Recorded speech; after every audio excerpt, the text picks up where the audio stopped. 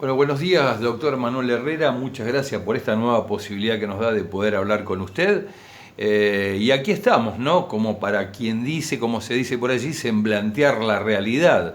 ¿Qué es lo que usted hoy por hoy está viendo? Bueno, buenos días, Aldo, pero yo soy el agradecido que se presten a escucharme. Yo creo que hay muchísimas razones para la preocupación. Sí. Eh, el mundo que tiene, yo creo, la crisis más grande que ha atravesado la humanidad. La crisis del año 30 está quedando chica al lado de esta. Y en la Argentina, un gobierno que se fue de Macri dejando una situación muy grave, no solamente desde el punto de vista del endeudamiento, que es una cosa espantosa, el endeudamiento que llevaron al país, sino además la situación social y económica. 25.000 empresas cerraron. Una tasa de desocupación que jamás habíamos visto en la vida y mucha gente con hambre, verdaderamente con hambre. Así que hay razones para estar muy preocupado y hasta diría, si hay alguien pesimista, yo puedo comprenderlo, pero digo, hay muchas más razones para estar optimista, muchísimas más razones. Primero, lo que el gobierno está haciendo. Primero acordémonos que empezó su gestión con esas dos crisis, mundial y nacional, y con dificultades muy graves. Y a pesar de eso, empezó a tomar medidas inteligentes, por supuesto costosas, que no solucionaban todos los problemas, pero que los han ido mejorando. Fue disminuyendo la desocupación, ha ido disminuyendo el hambre en la Argentina, con cifras muy elevadas todavía, por supuesto. Y hay muchas inversiones que ni siquiera se dicen, pero que empresas internacionales eligen acá a la Argentina para la producción de bienes de todo tipo, entre ellos, bueno, los clásicos, automotores. Somos uno de los primeros países elegidos, por ejemplo, para hacer pickups, Toyota, Ford, Volkswagen, etc. Y muchos otros productos tradicionales y nuevos productos, por ejemplo, satélites. Una empresa sueca ha venido acá para hacer satélites desarrollados en Argentina. Y estos son por las condiciones que ofrece también el país, que ha tomado medidas el gobierno para mejorar la situación de la gente que está desposeída, y entonces aumenta el consumo, y al aumentar el consumo aumenta las inversiones de las empresas porque quieren vender más. Y de empresas que ya instaladas han incrementado fuertemente también sus capacidad productiva, y lo están utilizando. Es grande la capacidad, importante el porcentaje de la utilización de la capacidad instalada de las empresas, y eso los mueve más a aumentar las inversiones y a otros a que vengan. Por otro lado, lo que pasa a veces desapercibido, todas las oportunidades de la Argentina. Vaca Muerta creo que ya está suficientemente conocido, pero hace pocos días, contra la oposición de algunos ambientalistas que no entienden bien la cuestión, se quería paralizar la exploración a 300 kilómetros hacia el mar, en el mar, de 300 kilómetros de Mar del Plata, y se hizo el pozo Ameguino. Es otra vaca muerta. Pero además va a seguir adelante eso, por más que había algunas medidas judiciales para impedirlo, se va a seguir apelando, eso sí, tiene que seguir, y la población tiene que exigir que eso se haga. Y lo que se está haciendo en Tierra del Fuego también, que tiene yacimientos muy fuertes, muy grandes y potentes de gas y de petróleo, se va a hacer también una planta de gas licuado que está con unas buenas rutas para la exportación. Y además con transporte muy corto, porque es desde el mar hasta la isla, o sea, ahí nomás. Está haciéndose el yacimiento, el gasoducto Kirchner, que va a estar en junio del año que viene, se supone, y eso también permite ahorrar miles de millones de dólares de importación de energía, pero además en poco tiempo más va a permitir la exportación, entre otras cosas, de gas licuado tremendamente demandado en el mundo, requerido en el mundo y con precios fantásticos. Alemania en este momento está importando prácticamente todo, y Rusia no les vende a nadie. Europa está desabastecida, tiene que comprar en Estados Unidos a precios muchísimo más altos. O sea que es otra oportunidad enorme para la Argentina. El litio, que creo que eso se ha hablado suficiente, el litio es otra oportunidad fantástica, pero se ha detectado por fin, se ha descubierto, que en la Argentina había cobre, como era lógico que hubiera. Bueno, hay cobre, hay plata, hay oro, y todo eso se está explotando ya, y se va a seguir explotando cada vez más. Más las oportunidades que hay en la energía eólica, energía de los vientos. La Patagonia es uno de los, y Cuyo son uno de los lugares del mundo con mayor capacidad de generación de energía de los vientos. Y se está haciendo ya, y se va a hacer mucho más. Y eso es un caudal enorme. La energía solar, la insolación en el noroeste argentino, y también en Cuyo, es más grande, incluso en el noroeste, más importante que en el África. Uh-huh. Y esa energía solar también es una energía no solamente que la vamos a usar, sino que se puede exportar y producir acá económicamente muchas cosas, muchos bienes que se pueden exportar y dar mucho trabajo a la gente. Sí, sí, entiendo. Ahora, Manuel, yo quería preguntar algo, porque a veces que por allí hay artículos que a uno lo dejan un tanto confuso. Sí. Se está dando este tema de que se habla de la necesidad de energía para la República Argentina, pero también muchas veces aparece por allí en algunos titulares de diario que la Argentina está exportando determinado tipo de energía. Si lo necesita la energía necesita Argentina, ¿para qué exporta un bien que necesitaría? ¿Que es producto de contratos que se contrajeron con anterioridad? ¿Cómo se entendería? ¿O los dólares son más convenientes exportados y ver cómo se le da solución a la situación interna? Según tu experiencia, ¿no? No, los países normalmente generan eso. Sí. Exportan e importan, incluso hasta empresas exportan e importan, de acuerdo a la ubicación de los yacimientos o de la producción, de acuerdo a oportunidades que se plantean, no solamente por periodos del año, en donde se requiere mucho más energía. Por ejemplo, acá tenemos el invierno, necesitamos muchísimo más gas, pero en el verano podemos darnos el lujo de exportar gas. Uh-huh. Lo mismo pasa con el petróleo, pero además por la ubicación que tienen los yacimientos. Muchas veces conviene traer, por ejemplo, energía eléctrica de Paraguay y de Brasil, y importar parte producida incluso en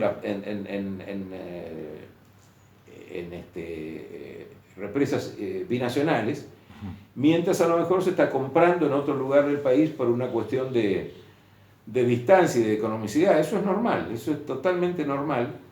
Pero la Argentina cada vez va a tener menos necesidad de importar en ningún momento, en ninguna época del año. Uh-huh. Si seguimos en esto que este gobierno lo ha lanzado muy fuertemente, y yo francamente estoy muy contento. Yo digo, yo creo que acá ha llegado la hora de que baje el nivel de discusión interna entre los dos frentes más importantes, pero además entre los frentes. La oposición en la Argentina está realmente poniendo palos en la rueda, y no perjudica al gobierno solamente, nos perjudica a todos los argentinos. Uh-huh. Esto de que se hayan opuesto a que se le cobre impuesto a las ganancias al Poder Judicial es una barbaridad. Es por molestar al gobierno, pero nos molesta a todos. Porque ¿qué pasa? No paga el Poder Judicial, que tiene sueldos enormes. Un juez de la Corte Suprema gana más de 2 millones de pesos por mes, mucho más. Uh-huh. ¿Y qué nos hace? Nos obliga a los demás a pagar más impuestos. Uh-huh. No es al gobierno al que lo molesta, lo puede perturbar, pero a nosotros nos molesta porque tenemos que pagar más impuestos. Si no, uh-huh, ¿cómo hacemos para afrontar las deudas que tenemos, etcétera? Entonces yo creo que acá, ¿sabes?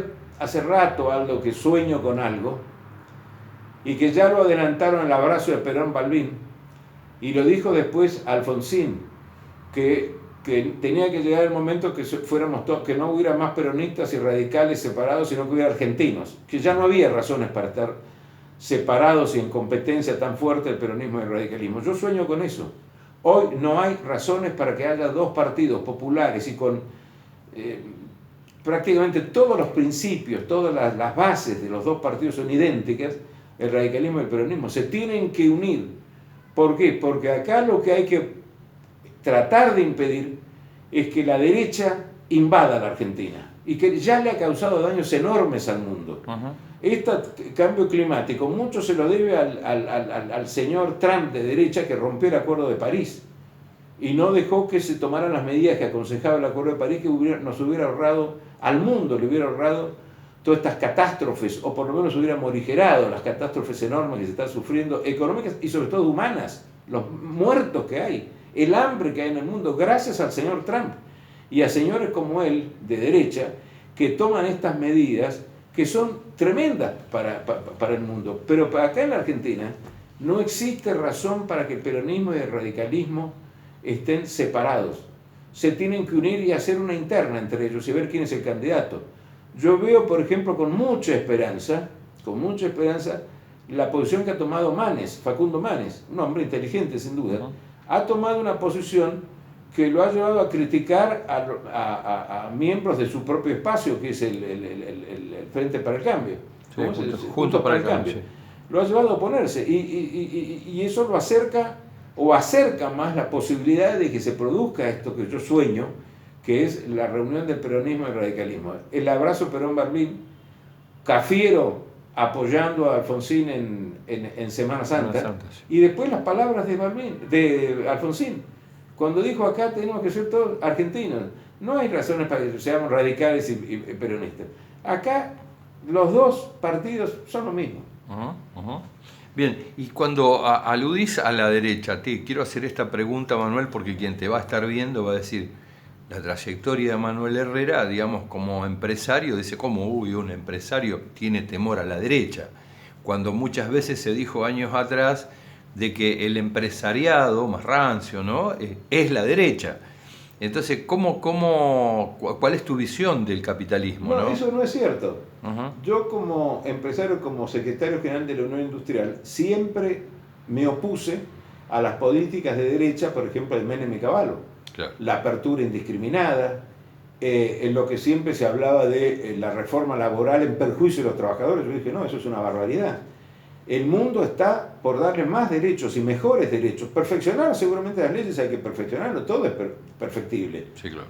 Pero yo nunca he sido de derecha, siempre me he opuesto a estas medidas, la apertura indiscriminada, el castigar a los trabajadores, el disminuir los salarios. Al contrario, hay que tratar de que produzcamos más y mejorar la vida de los trabajadores, que ganen más, porque eso es como una rueda que gira, y a medida que el trabajador gana más, la empresa vende más, gana más, y entonces todo eso va mejorando la situación de un país.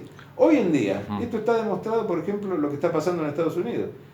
Mucha gente ante la crisis en Estados Unidos renuncia a su empleo porque le conviene más ir a trabajar, a percibir una ayuda social. Claro. Y por ejemplo no hay empleados en los supermercados. Los supermercados tienen que restringir el ingreso de gente porque no pueden atenderla. Claro, claro. Entonces aparecen carteles que dicen, nosotros le ofrecemos que si usted viene a trabajar acá, aparte del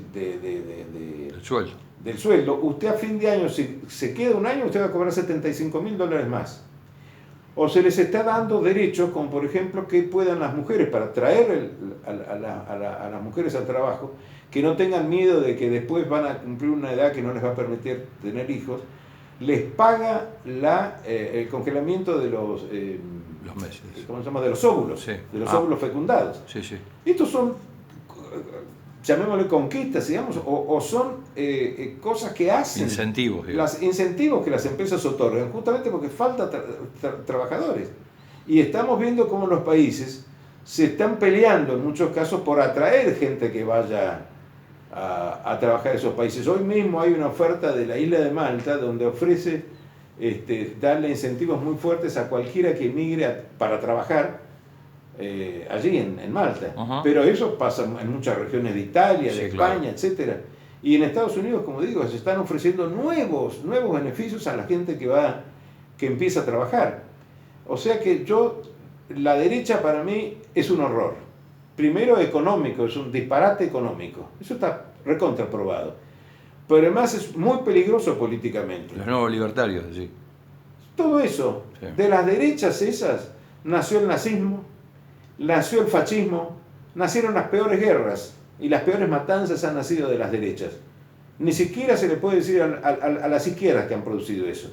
En cambio, sí a las derechas. Bien, ahora te hago una consulta porque hay un tema que está sobre el tapete vinculado con el tema de cómo ha sido el crecimiento en Argentina y se habla de cómo ha evolucionado, digamos, la participación de los trabajadores en el ingreso. Hay una gran discusión, algo se tocó en el coloquio de IDEA, hubo una consigna por allí que se jugó y hay posiciones y debates entre economistas, entre empresarios, en los medios mismos, entre periodistas. Y la pregunta es, se dice de que en el 2015, por ejemplo, la participación de los trabajadores era del 51% y del 40 y tantos por ciento participaba el empresariado. Hoy esos números se han revertido y prácticamente quedó en 41-49, 41-50. Hay que ajustar estos valores en función de, como nos decías antes, darle más impulso al mercado interno, y si es así, ¿de qué manera? Porque algunos arguyen de que hay una situación que no existe la productividad buscada y por el otro lado dice no, el esfuerzo está, pero lo que nosotros no tenemos es el incentivo, el salario como para no ser trabajadores y pobres. Por supuesto. Yo creo esto, Aldo, no solamente por una cuestión del mercado interno que hay que defenderlo, hay que hacerlo crecer, sino por una cuestión que es de justicia.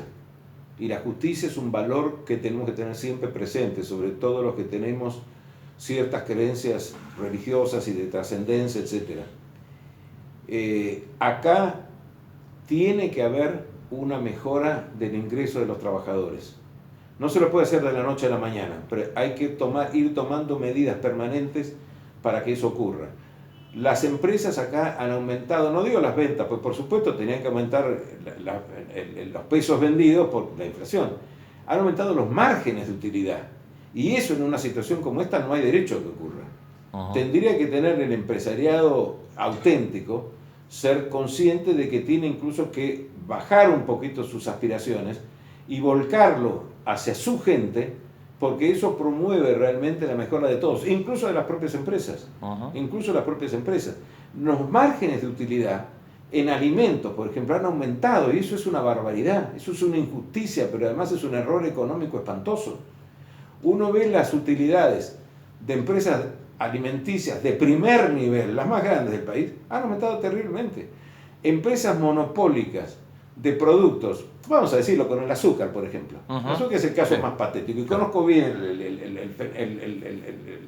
la labor y la industria azucarera. La industria azucarera no tiene ninguna razón para ser el producto que más ha subido en Argentina, ha subido de precio en Argentina. No tiene ni un componente importado, son todos productos nacionales, desde la semilla, la fertilización, la cosecha, todo, el transporte, la producción misma, el embalaje, digamos, o el packaging, todo es nacional. Sí. ¿Por qué ha aumentado de esta manera? ¿Por qué? Porque es monopólico. Claro. Y porque hay señores, gente que no está dispuesta a colaborar. Se los ha pedido el Papa. Y entonces al Papa, a Francisco, que es una maravilla, es un don que nos ha regalado el Espíritu Santo, lo atacan y le dicen es peronista. El otro día te escuché a alguien que decía que era marxista, el Papa Francisco. Cualquier cosa se dice. Y el Papa les ha rogado por la paz y por la mejora de la vida de la gente. Es ya la máxima cátedra que podemos buscar, más que la de los economistas, que los empresarios, que de cualquiera, es la cátedra vaticana. Y una personalidad como es la de Francisco, que les ha rogado por la paz, sin aludir directamente, pero por supuesto, uno entiende enseguida que es la guerra en Ucrania y Rusia, pero les ha rogado por la más justicia y más equidad. Sí. En la distribución del ingreso. No podemos vivir en un mundo egoísta. Un mundo egoísta termina en violencia. O a veces, de a poco, ¿cómo se puede decir? Entre grupos de personas de un país y demás. Y después terminan violencias internacionales. Y terminan las guerras. Y el mundo hoy no resiste una tercera guerra mundial, Claro. por el tipo de armas que existen y por el tipo de situaciones que se plantean y hasta por las posibilidades que impacten algún proyectil o algo en cosas muy peligrosas, Sí, claro. en instalaciones muy peligrosas como una usina atómica o bueno, todas las instalaciones atómicas Sí. o grandes depósitos de combustible, etcétera. Una tercera guerra puede ser el fin del mundo. Manuel, cuando se ve esto como riesgo potencial y cuando fundamentalmente en Argentina se ve que esto que vos decías, justamente lo que es el imperio azucarero, hay otros monopolios más que también deben preocupar por el hecho de que le quita la posibilidad de comer a los argentinos. Así es. Y cuando vos lo mirás y lo analizás, mi pregunta es, ¿qué debería hacer el gobierno respecto? ¿Qué políticas tendría que tener como para que no haya tanta incidencia? Nadie dice que no exista la empresa, sino que sea una cosa más mesurada, lógica, criteriosa, ¿no? Totalmente de acuerdo. ¿Cómo se hace eso? ¿Con Primero volumen eso, político? ¿Con qué? Primero eso, Aldo. Lo primero que hay que hacer es explicar a la población, para que lo entiendan los propios titulares de esas empresas. Una empresa como Arcor, por ejemplo, que se ha constituido en la mayor productora alimenticia del país y que es enorme y ha seguido aumentando su rentabilidad. Hay que recordarle a Arcor que su crecimiento se debe a los auxilios que le prestaron el Estado Nacional cuando Cavallo era ministro de Economía. Sí. Primero la dejó contratar deuda en dólares y después el Estado asumió la deuda de Arcor y Arcor lo pagó allá lejos y hace tiempo en cómodas cuotas y en pesos. La diferencia la estamos pagando vos y yo y toda la población. Esa diferencia que nos quedó, eso es parte de la deuda externa. Y nombro Arcor porque es la más conocida, pero hay muchas más que están en la misma situación. Primero hacerle entender y decírselos, tiene que haber alguien del gobierno que les diga, señores, acá hay empresas como esta, que han tenido todos estos beneficios. Ahora, promociones industriales, sí. etc. Y después tomar medidas drásticas. Sí. Hay que tomar medidas, esto que se va a hacer ahora, precios justos. Yo hace rato que acá tiene que haber en algunos casos hasta congelamiento de precios, porque lo más importante es la gente, claro. Que la gente viva, que la gente coma, que no haya niños desnutridos. Esto es lo más importante, porque le estamos destrozando hasta la formación del cerebro a esos niños. ¿Qué Argentina vamos a tener? Ya no hablo de justicia, dejo la parte de justicia que no me la puede discutir nadie, porque clama al cielo esto, pero hablo ya del futuro del país. ¿Qué país va a haber si este mayor potencial que la Argentina tiene en este momento, y lo está demostrando por lo que ocurre en la Argentina, es la inteligencia argentina?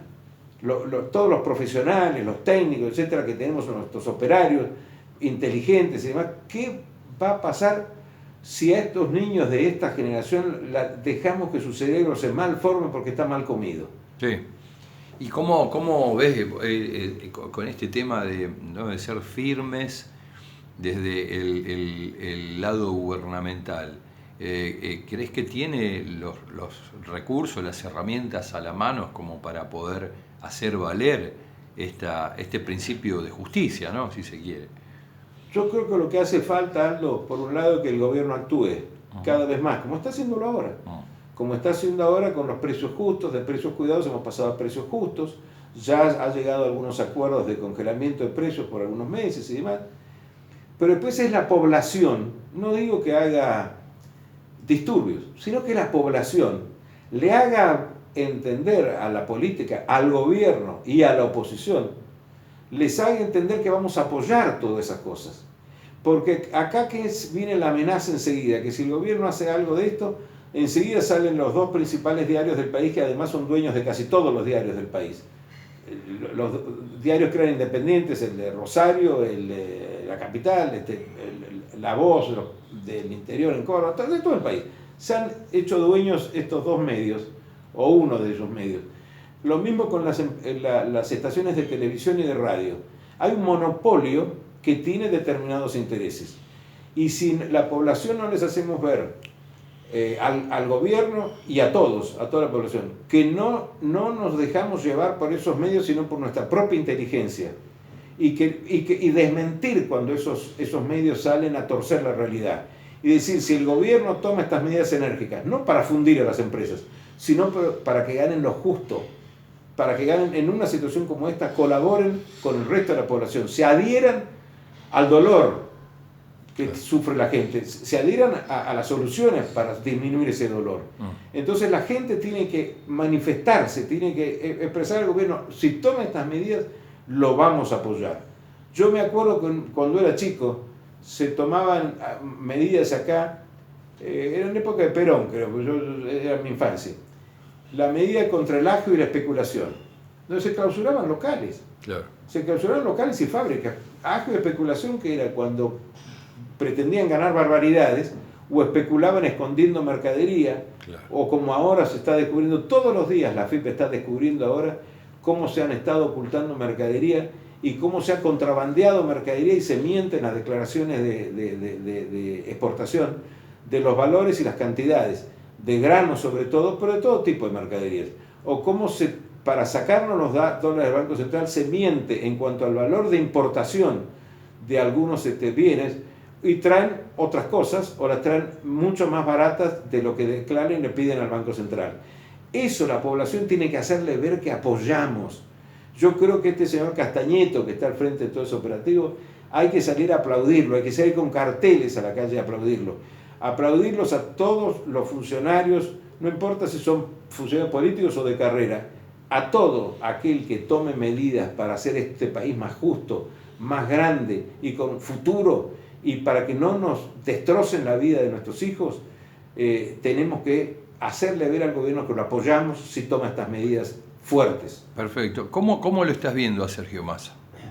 Muy bien, muy bien. Yo nunca he sido un admirador de Sergio Massa ni nada por el estilo, pero creo que está tomando medidas inteligentes, y lo más inteligente es que está haciendo participar a la gente y a las propias empresas.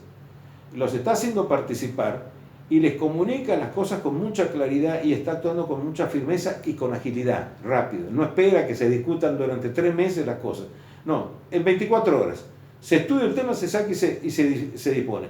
Lo veo muy bien a él, tiene que revisar algunos componentes del equipo, tiene que ver algunos componentes del equipo porque ahí hay gente que probablemente se necesite más firmeza en algunas áreas que dependen de Sergio Massa.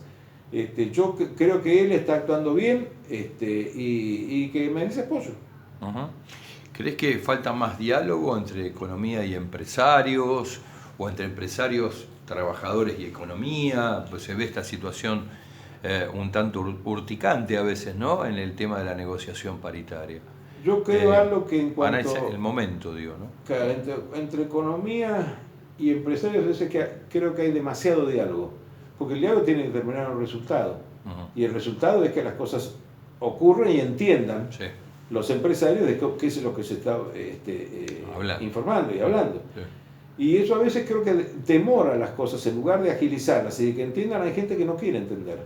Entonces a veces ese diálogo demora las cosas. Hay que actuar, hay que actuar. A 3 años, digamos, del gobierno de Alberto, ¿vos crees que la posición dialoguista, a veces a ultranza, ¿no?, que ha llevado adelante el primer mandatario, le ha reportado resultados y positivos, y por otro lado a veces también parece ser de que venía lenta la cosa, ¿no?, negativos, digamos, para resolver problemas urgentes y de momento? ¿Cómo da ese balance según tu visión? Yo te diría algo, para hacerla corta, hay que hablar menos y actuar más.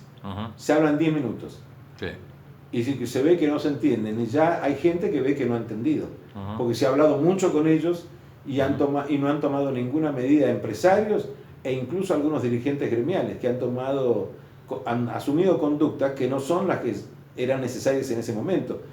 Acá puede quedar muy bien un dirigente gremial también que pide aumentos excesivos, muy por arriba de la inflación y demás, y provoca hechos como el de neumáticos, que fue un absoluto crimen. Vuelvo a decir, no contra un gobierno, contra un país. Pues estaba paralizando incluso uno de los rubros de mayor movilidad exportadora de la Argentina, que es los automóviles. Estaba paralizando eso y la producción. Entonces yo creo que hay que, cuando ve que hay gente que no entiende las cosas que se le plantean y que no actúa en consecuencia de los problemas que existen para tratar de entre todos solucionarlos, hay que hablar menos y actuar más. Y con la gente que entiende, sí, se puede hablar. Y viene muy bien que se hable, para conservar incluso la paz social. Pero no se puede perder el tiempo hablando con gente que después actúa en contra de lo que son los verdaderos intereses del país y los intereses de la gente. Ajá. Este tema, en función de cómo vos lo estás enfocando, también generó, parece ser, simpatías y antipatías. Hay por allí un análisis donde uno se focaliza y lo mira y dice, bueno, es como mirarlo con microscopio, parece ser de que la óptica es más precisa. Sin embargo, en el humor social cayó simpático la posición porque a lo mejor vio que en los sindicatos que adoptan esa posición, digamos, rigurosa respecto de la negociación, se consiguen más cosas que las que puede conseguir el presidente. El hecho de, no digo que haya una cefalía, digo, el hecho que hace falta de firmeza en lo que el presidente debe llevar adelante, es un riesgo que lo que no se consigue desde el Ejecutivo lo consigan otros actores de la vida política y sindical. No, lo que tiene que mirar el pueblo es si realmente si lo que consiguen algunos que pasan a ser populares, algunos dirigentes que pasan a ser muy populares y aplaudidos por lo que han conseguido, si lo que han conseguido no es excesivo y va en perjuicio de todo el país. ¿Se entiende? Porque no tiene sentido, no merece aplauso aquel dirigente que consigue una gran ventaja para su sector, pero perjudica a todos los demás sectores. Ajá. Cuando esos beneficios o esas ventajas son excesivas frente a la situación total del país, frente a la situación total de las empresas y la situación del pueblo argentino, en vez de ser aplaudido, debe reprochársele el que actúe con semejante egoísmo. Ajá. Lo peor que hay en las conductas de un dirigente es el egoísmo. Sí. De cualquier persona, pero peor en un dirigente. Empresario, sindical, cualquiera, digamos. Cualquiera, político, sindical, cualquier empresario, el que sea. Sí. El egoísmo es lo que niega todos los valores que nos ha enseñado Jesucristo. El egoísmo es la peor conducta que puede asumir un ser humano. Buscar simplemente un beneficio así económico o un beneficio en cuanto a prestigio social o a figuración es el peor pecado que puede cometer un ser humano. Se olvida de las enseñanzas, de la solidaridad, de la caridad, de asistir al hermano. Como dijo Jesús,